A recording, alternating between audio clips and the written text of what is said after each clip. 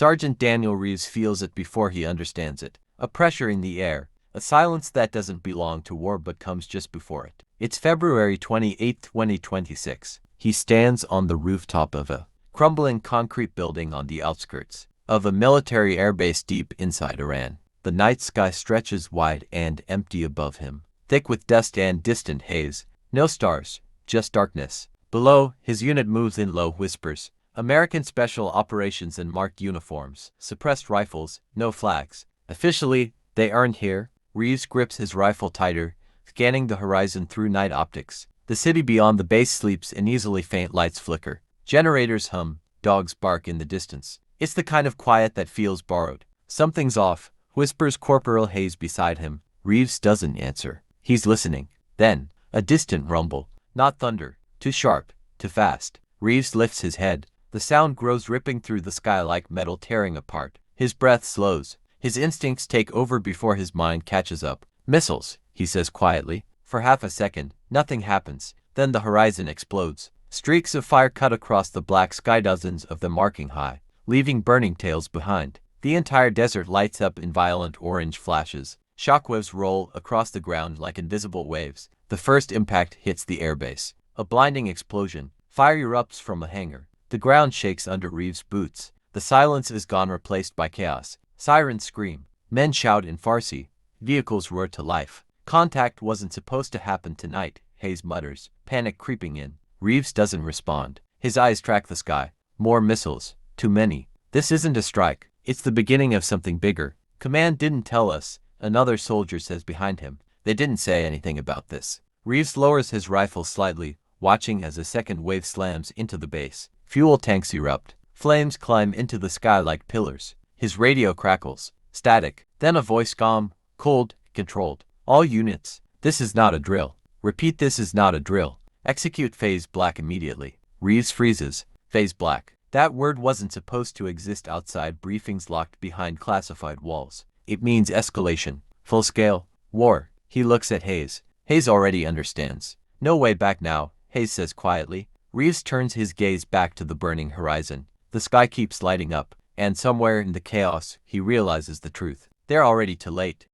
The first shockwave hasn't even faded when Reeves is already moving. Down, move. He snaps, grabbing Hayes by the shoulder and pulling him away from the rooftop edge. Another missile slams into the far end of the base. The blast hits a row of parked aircraft. Fuel ignites instantly. A fireball climbs into the sky. Thick black smoke rolling upward like a storm forming in seconds. The rooftop trembles beneath them. Chunks of concrete rain down. Inside, now, Reeves orders. They push through the narrow stairwell, boots slamming against metal steps as dust pours in from above. The building groans under the pressure, every impact shaking its bones. Below, the team gathers in the hallway, 8 men, all breathing fast, eyes wide but controlled. Training holds them together. Barely. What the hell just happened? One of them mutters. Reeves checks his comms again. Static.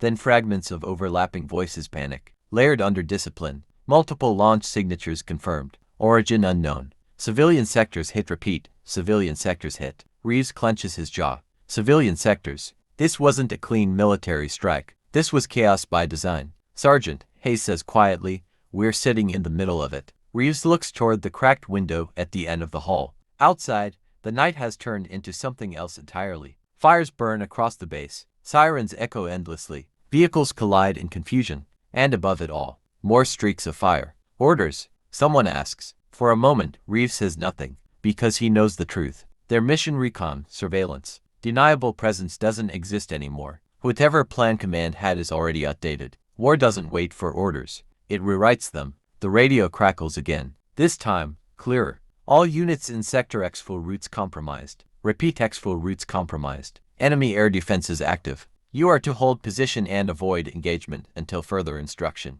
A pause. Then, good luck. The line goes dead. Hayes lets out a dry laugh. Good luck, he repeats. That's it. Reeves doesn't react. He's already thinking. No, exfil. Air defenses active. Missiles still incoming. They're trapped. Another explosion hits closer, this time so close the walls flex inward. The lights flicker, then die. Darkness swallows the hallway, broken only by the red glow of fires outside. Someone switches on a tactical flashlight. The beam cuts through dust-filled air. Reeves steps toward the window. From here, He can see beyond the base now, past the perimeter, into the city. And his chest tightens. The city is burning too. Entire blocks are lit up in flames. Secondary explosions ripple through residential areas. Sirens, different ones, rise in the distance. Not military. Emergency. Civilian. Hayes moves beside him, staring out. "This isn't just us," he says quietly. Reeves shakes his head. "No," he replies. "It never was." Another streak crosses the sky. Closer.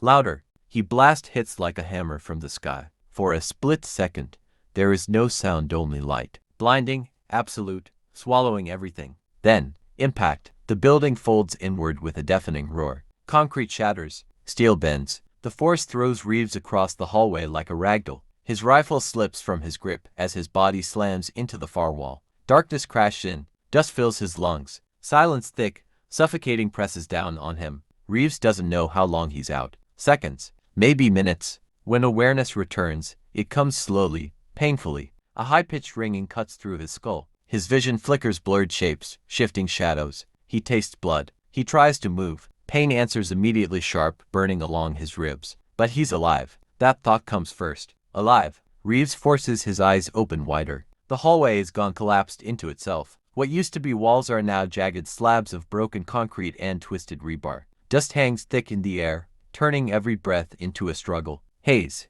he croaks. No response. His chest tightens. "Hayes." A cough answers him from somewhere to his left. Reeves turns his head sharply. Through the haze, a figure shifts under debris. Hayes, pinned beneath a broken beam. Reeves drags himself forward, ignoring the pain screaming through his body. His hands scrape against rubble, searching for leverage. "I got you," Reeves says, voice rough but steady. Hayes tries to speak, but it comes out as a strained whisper. "Took you long enough. Even now." A weak joke. Reeves almost smiles. He grips the beam, muscles straining as he lifts. It doesn't move. Too heavy? Another distant explosion rumbles outside. Dust shakes loose from above, sprinkling down like ash. Time is running out. Reeves shifts his position, bracing his legs against a slab of concrete. He exhales slowly, then pushes. The beam groans, moves just enough. "Pull yourself out," Reeves shouts. Hayes drags his body free, collapsing beside him with a pained gasp. For a moment, they just lie there, two soldiers in the ruins, breathing hard, alive by inches. Then, a new sound. Not explosions. Voices, faint at first, then clearer, shouting. Farsi. Reeves freezes. Hayes hears it too. "They're sweeping," Hayes whispers. "Base security. Or worse." Reeves nods slowly. They're not alone anymore. And they're not invisible. He scans the rubble quickly. No rifles in reach. No comms. Just debris and shadows. Footsteps crunch outside the collapsed structure. Closer. Closer. A flashlight beam cuts through a crack in the broken wall, sharp, searching. Reeves lowers his voice to a breath. No sudden moves. Hayes nods, barely. The beam lingers, then shifts away. More voices. Orders being shouted. Reeves listens carefully. Even without understanding the language, the tone is clear. Confusion, fear, and anger. Another team approaches from a different direction, boots scraping, weapons clinking. They're surrounding the area. The beam of light returns stronger now, cutting through the broken concrete like a blade. It sweeps slowly across the debris, searching for movement, for life. For them. Hayes shifts slightly beside him, wincing in pain. Too loud. Reeves places a firm hand on his shoulder. Still. The voices outside grow sharper, urgent. One of them shouts an order. Another responds quickly. Then, the crunch of boots on shattered stone. They're coming in. Reeves' mind locks into focus. No panic, just calculation. No weapons. Limited mobility. Outnumbered. Survival now depends on seconds. He scans the rubble again, faster this time. Broken concrete. Twisted metal. Dust. Then he sees it. A fragment of rebar, jagged, half buried near his hand. Not much, but it's something. Reeves grips it quietly, feeling its rough edge bite into his palm. He doesn't look at Hayes, but Hayes knows. He can feel the shift. "No choice," Hayes whispers. Reeves doesn't answer. The first soldier appears through the gap in the wall, silhouetted against the firelight outside. Rifle raised, flashlight mounted beneath the barrel, its beam jittering as it scans the wreckage. Another figure follows behind him. 2, then 3. Reeves lowers his body slightly, blending into shadow. The beam passes over him once, misses him by inches. His heart pounds, but his face remains still,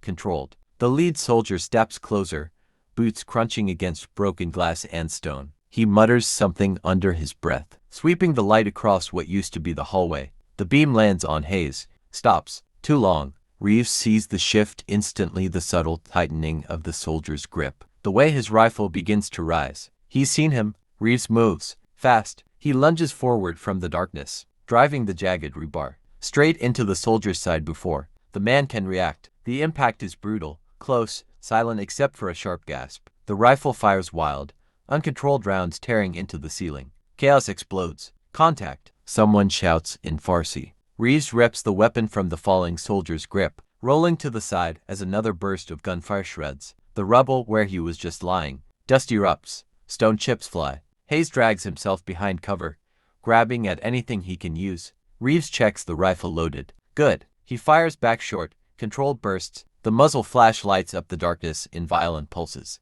One of the incoming soldiers drops. The others scatter, shouting, trying to reposition. But the space is too tight, too chaotic, too close. Another explosion hits somewhere outside, shaking what's left of the structure. More debris collapses inward, sealing parts of the exit. They're buried deeper now, and still surrounded. Hayes looks at Reeves, breathing hard, blood on his sleeve. This just got worse, he says. Reeves nods once, eyes locked on the narrow opening ahead where shadows keep moving. No, he replies quietly. His grip tightens on the rifle. This is where it starts.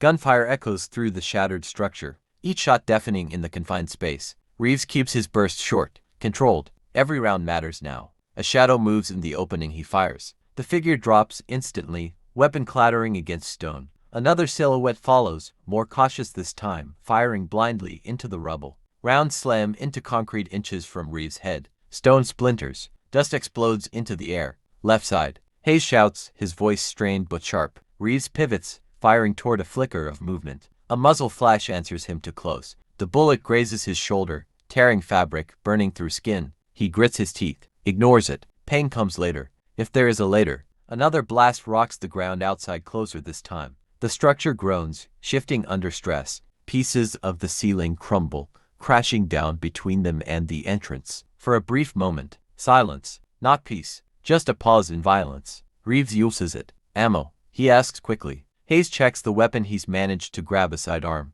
half buried under debris earlier. Not enough, Hayes mutters. Not for this. Reeves nods. He already knows. The voices outside change again, more organized now. Orders are sharper. Movement more deliberate. They're regrouping, Hayes says. Yeah. Reeves moves closer to the narrow gap that once led to the hallway. Through the dust and shifting smoke, he catches glimpses of them. Three. Maybe four soldiers repositioning, using cover, waiting. They're adapting. So are we. Reeves scans upward. The ceiling above the entrance is cracked, barely holding. A heavy slab hangs at an angle, supported by fractured beams and twisted rebar. Unstable. One good hit. He looks back at Hayes. Hayes follows his gaze. Understands instantly. You're serious? Hayes asks. Reeves doesn't answer. He raises the rifle. Takes aim at the weakened support. Outside, one of the enemy soldiers shouts something louder now. Aggressive. They're about to push again. No more time. Reeves exhales slowly. Squeezes the trigger. The shot cracks through the silence. The beam shatters. For a heartbeat, nothing happens. Then, the ceiling collapses. The slab crashes down into the entrance with a thunderous roar, sealing it in a storm of dust and debris. The ground shakes violently as stone and steel bury the narrow access point completely. Shouts erupt from the other side, cut off, muffled. Then silence. Real silence. Reeves lowers the rifle slowly, breathing hard. Hayes stares at the blocked entrance, then back at Reeves. Well, he says after a moment, that solves one problem. Reeves doesn't respond, because he's already looking around. At the darkness, at the sealed exit, at the walls closing them in. No, Reeves says quietly. His voice is steady, but there's something heavier beneath it now. It just traded it. They're not under attack anymore, but they're not getting out either. And somewhere above the rubble, the war is still raging. The dust settles slowly, too slowly. Every breath feels heavier than the last, thick with ash and powdered concrete. Reeves pulls a torn piece of fabric up over his mouth, trying to filter the air. It barely helps. Somewhere above them, the war continues. Distant explosions roll like thunder through the earth, muffled now, far away, yet constant. The building creaks with each vibration, as if it might collapse further at any moment. Hayes shifts beside him, wincing as he tries to sit upright. We just buried ourselves alive, he mutters. Reeves doesn't argue, because it's true. He scans what's left of their surroundings. The collapsed slab has sealed the only visible entrance. The hallway is gone. The roof above is fractured but holding for now. No clear exits, no comms, limited ammo, and air that won't last forever. Reeves moves carefully through the rubble, testing each step before committing his weight. He crouches near what used to be an interior wall, now cracked open just enough to reveal a narrow gap leading deeper into the structure. Dark, unstable, but open. There, he says. Hayes looks over, frowning. That goes down. Or out, Reeves replies. Hayes studies the gap, then shakes his head slightly. Or it collapses and finishes the job. Reeves meets his eyes. A quiet understanding passes between them. Staying isn't an option. Another distant boom shakes dust loose from the ceiling. Fine particles drift down like snow. Time is closing in. Reeves checks the rifle, counts what's left without looking. Not enough for another fight. Maybe enough to survive one. Maybe. He gestures toward the gap. We move. Hayes exhales slowly, then nods. After you. Reeves drops to a knee and squeezes through the narrow opening. The space beyond is tighter, more claustrophobic. Broken pipes line the walls. The floor slopes downward at an angle, covered in loose debris that shifts under every step. Each movement risks another collapse. Each sound echoes too loudly. Reeves moves slowly, deliberately, one hand on the wall, the other gripping the rifle. Behind him, Hayes follows, breathing heavier now. You smell that? Hayes whispers. Reeves pauses, listens, not for sound but for something else. Then he notices it, a faint scent in the air. Smoke, not from explosions. Different, closer, controlled. Fire. Reeves' grip tightens. Yeah, he says quietly. They move deeper. The passage curves slightly, opening just enough to reveal a faint glow ahead, dim, flickering, unnatural in the darkness. Firelight, but not from destruction, from something contained. Reeves slows his pace. Someone is down here, alive. He raises his rifle, stepping forward with measured caution. The glow grows stronger. Shadows shift against the walls. And then, a voice, soft, speaking Farsi, not shouting, not commanding, calm, close. Reeves freezes. Hayes nearly walks into him. What is it? Hayes whispers. Reeves doesn't answer, because just beyond the next bend, Hayes freezes behind him, one hand braced against the cracked wall to keep his balance. The narrow passage feels tighter now,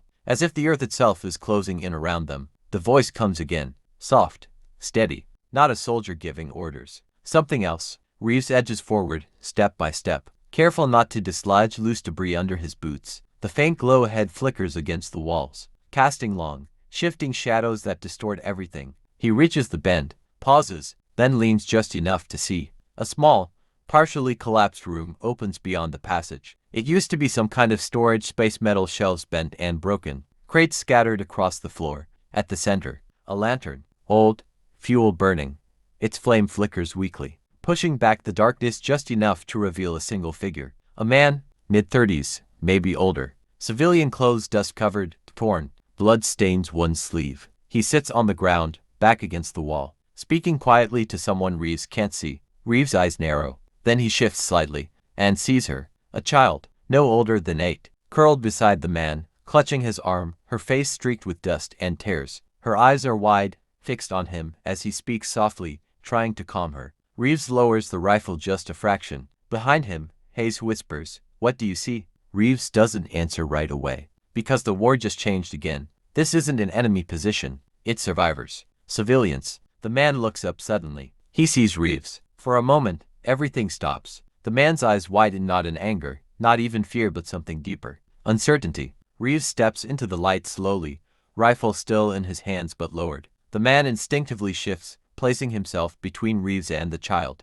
Protective. Reeves recognizes that instantly. Same instinct, different side. "I'm not here to hurt you," Reeves says quietly. The words feel strange in his mouth, foreign in the middle of everything else. The man doesn't respond, doesn't understand, but he hears the tone. That's enough. Hayes steps in behind Reeves, glancing between them. "Well," Hayes murmurs under his breath, "this complicates things." Reeves doesn't look back, because he's watching the child. She hasn't moved, hasn't blinked, just staring at him like he's part of the nightmare outside. Another distant explosion rumbles through the ground. Dust falls from the ceiling again. The lantern flickers violently. The man says something quickly in Farsi, his voice tighter now. Reeves doesn't need translation. He's asking one thing. Friend or enemy? Reeves slowly removes one hand from his rifle, raises its open palm. A universal signal, not a threat. For a long moment, no one moves. Then, the child shifts closer to the man, gripping his arm tighter. And from somewhere above, A new sound cuts through the rubble. Closer than before. Boots. Many of them. Moving fast. Hayes hears it too. They're inside the structure. The footsteps above are no longer distant. They're inside. Concrete grinds under heavy boots. Voices echo through the broken structure, sharper now, more controlled. The confusion from earlier is gone. They're hunting. Reeves turns his head slightly, listening, counting. At least 6, maybe more. Hayes shifts beside him, lowering his voice to a breath. We can't fight that. Reeves knows. Not here. Not like this. He looks back at the man and the child. The lantern flickers between them, casting shadows across frightened eyes and blood-streaked faces. The man speaks again, faster this time. Urgent. He points weakly toward the back of the room, deeper into darkness. Reeves follows the gesture. There, half hidden behind a collapsed shelf, another opening. Smaller than the one they came through. Narrow. Almost. Invisible unless you're looking for it. An escape, or another trap. The voices above grow louder. A sharp command echoes down through the structure. They're close. Very close. Reeves makes a decision. Fast. He gestures to the opening. We move. Now. The man doesn't understand the words, but he understands the urgency. He nods quickly, pulling the child closer. Hayes leans in. You're bringing them with us? Reeves meets his eyes. There's no hesitation. Yes. Hayes exhales, once half frustration, half acceptance. All right, then we don't screw this up. Another crash above, closer than before. Dust rains down. A beam somewhere shifts with a deep, cracking sound. Time's gone. Reeves moves to the opening, crouching low. He checks the darkness beyond, nothing visible. Just a tight passage sloping further down. He looks back once. The man is helping the child to her feet. She stumbles, but doesn't cry. Too scared for that now. Strong. Stronger than she should have to be. Stay behind me, Reeves says quietly, knowing they won't understand but saying it anyway. He disappears into the passage. Hayes follows, then the man and the child, squeezing through the narrow gap just as a voice shouts from the room they just left. They've been found. A flashlight beam slices through the darkness behind them, flooding the space with harsh white light. Go, Hayes hisses. Reeves moves faster now, boots sliding on loose debris as the passage dips lower. The air grows cooler, thinner. Behind them, gunfire erupts. Rounds tear into the entrance they just passed through, sparks flashing as bullets strike stone. The man shields the child instinctively, pushing her forward. The passage twists, narrows. Reeves pushes through, ignoring the pain in his ribs, the burn in his shoulder. They don't stop. They can't. The gunfire fades slightly, but the footsteps follow. Persistent, relentless, hunting in the dark. Reeves glances back once, just enough to see the fear in the child's eyes, and the determination in the man's. Then forward again, because ahead, there's something new, a faint current of air, cold, moving. Reeves feels it against his face. Not much, but enough. An exit.